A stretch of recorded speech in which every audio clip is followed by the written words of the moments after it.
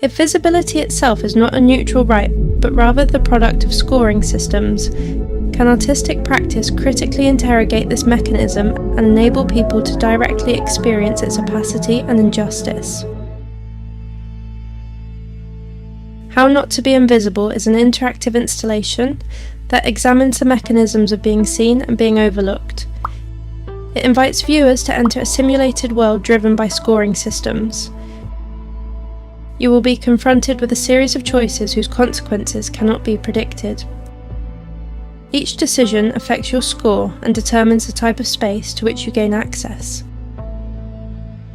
It may lead to a site of amplified presence where applause resounds and visibility is heightened. It may also lead to a muted and enclosed environment where voices are silenced and existence is rendered invisible. The structure of the work draws upon real-world scoring mechanisms ranging from algorithmic recommendation and institutional procedures to employment screening and credit scoring. Individuals are continuously datafied, ranked and standardized, and are either propelled onto or excluded from the social stage. The interaction within the installation resembles a passage into the symbolic order of society. Scoring mechanisms permeate the course of human life, from human-centered evaluation systems to technologically mediated control systems.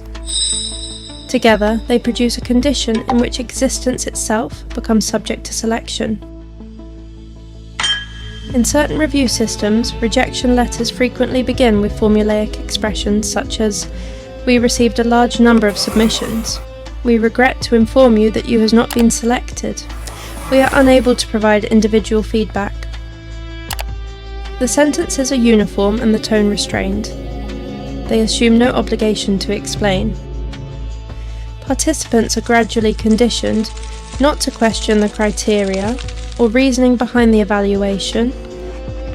Scoring mechanisms extend across almost the entirety of an individual's life. From the moment a child enters the education system, scores become a form of data. Examinations, assessments, grading structures, and priority admissions. Each stage relies upon numerical evaluation to determine who should receive resources, who should be deferred, who deserves encouragement, and who is quietly eliminated. Upon entering adulthood, the mechanism shifts into more concealed forms. Within academic research, professional environments, social welfare systems and funding structures, peer review procedures and anonymous scoring operate as default norms. Scoring enacts a logic of distributing scarce quotas.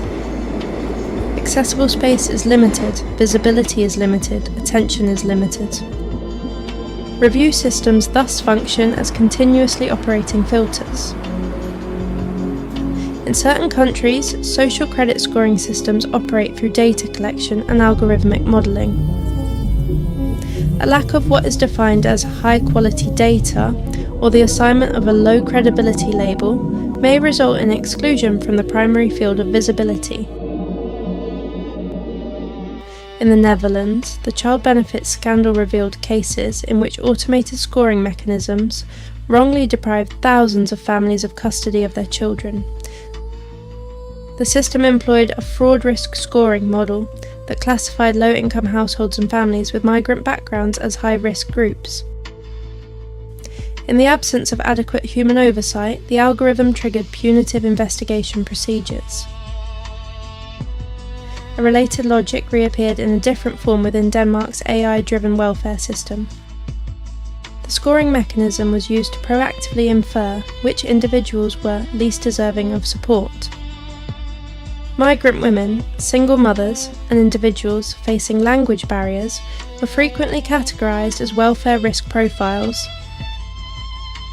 Those positioned at the most vulnerable points within the social structure were thereby rendered least eligible to receive public resources. In France, the CNAF scoring engine within the social welfare system conducted risk assessments on more than 30 million individuals without sufficient public transparency. Certain families were designated as suspicious categories, affecting their access to family allowances and housing rights.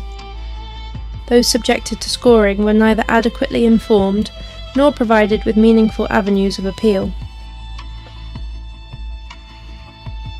These cases reveal a defining characteristic of scoring mechanisms. They do not merely interpret social differences, they actively produce them. Scoring mechanisms weave human judgment and machine computation into a social apparatus that distributes scarcity. Some individuals do not disappear because they have performed inadequately. They disappear because the overall structural limit requires that some must remain in positions of invisibility. The system produces scarcity, and it produces a form of silence that is considered unworthy of explanation. Attention is scarce, resources are scarce, trust is scarce. The deeper issue, however, is this. Those who are scored have never possessed the right to contest visibility. They are quietly removed from the field of perception. Algorithms generate numbers, but they do not generate reasons. Algorithmic systems produce not only problems of efficiency, but problems of structure.